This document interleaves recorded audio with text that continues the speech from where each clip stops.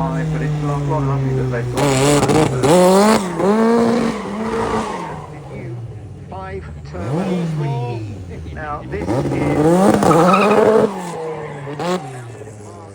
this year.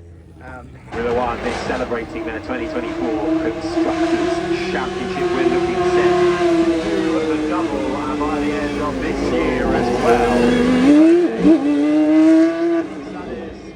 Making its way off the... Someone like Spa Frankenstein sweeping through the sweepers, but good to see them anyway. Yeah, and as we were saying again, we've got more Koenigsegg action. The CC 850 from Koenigsegg in all in white, making its way up the hill now. Well, this is the one we saw on the start line, a tribute to the models from some while ago. This is the F80. This is historic. This is the first time in public.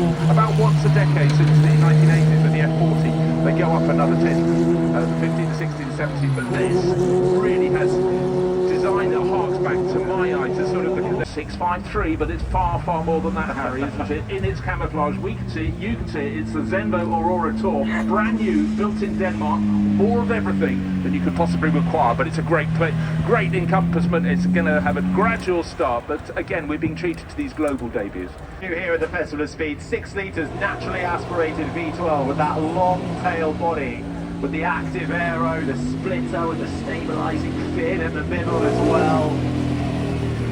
Attached to the rear wing, it really is fully prepped to go racing. Race grade suspension, brakes and tyres. It's built really every year, so when you get to see what they've got on offer, it really is something rather special. And I think one of the glorious things about Ferrari in the past decade or so is they have a very strong nod to their past. Large front engine cars, now down onto the start line. Let's have a look. The marshal stands to position, hands in front of the screen, indicating to the driver it's good to go. Yeah, this is another new one from Ferrari, the 12 Cylindri, heading up the hill now, all in yellow in this supercar run. Marks 70 years of Ferrari in North America.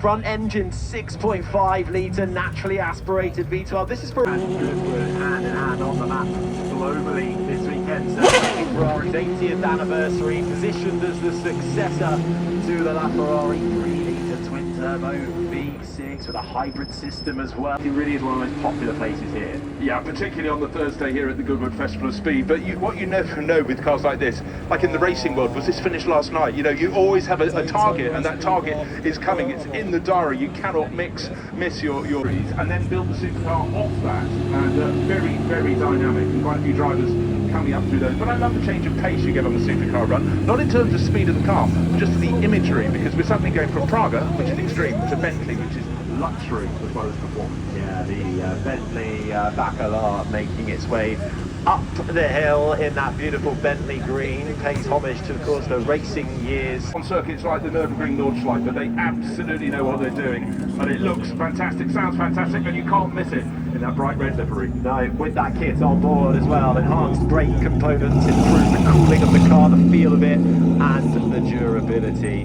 Talk of running kits though, this is another Porsche 911G. Rolls-Royce ever, and that's comes as no surprise when you see the pace with which it passes Goodwood House. It is an exquisite design, and you know what, in many ways it almost has echoes of their great cars from the 1950s as well, with that coupe body shape.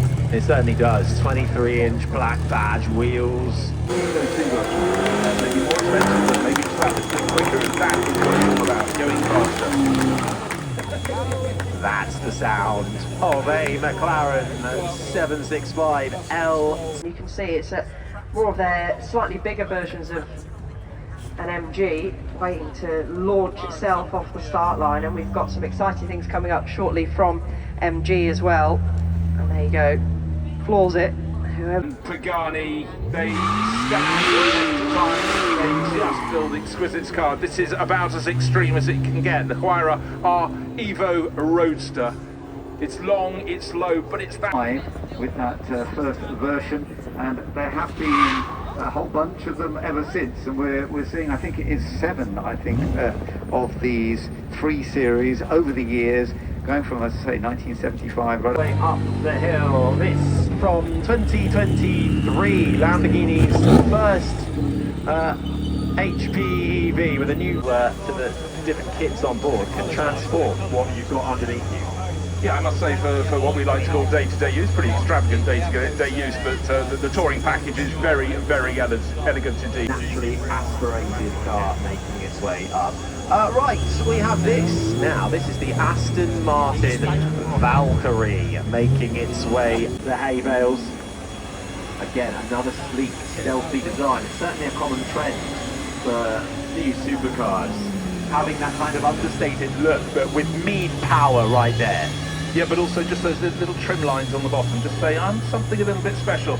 I'll tell you what, I think a lot of the real supercar fans need to just close their eyes and guess by the sound alone what One car on the road as that makes its way across the line, setting off now, really laying down the rubber and the smoke. If you can see it through the smoke, you will see the Aston Martin DB12 Volant, which is making its way in a lovely, what are we calling that, maroon? Would you go with a maroon colour or a burgundy? Or I prefer burgundy. Yeah, it makes me feel ready for lunch, but an exquisite shape, and over the decades of Aston Martin Volante body shape, there is no hanging around, and you certainly can't fit it in orange and grey. No, this one is the 750S Coupe, again, with that papaya, I think we've got to call it, haven't we? The McLaren papaya colour, celebrating 2020 at the rear.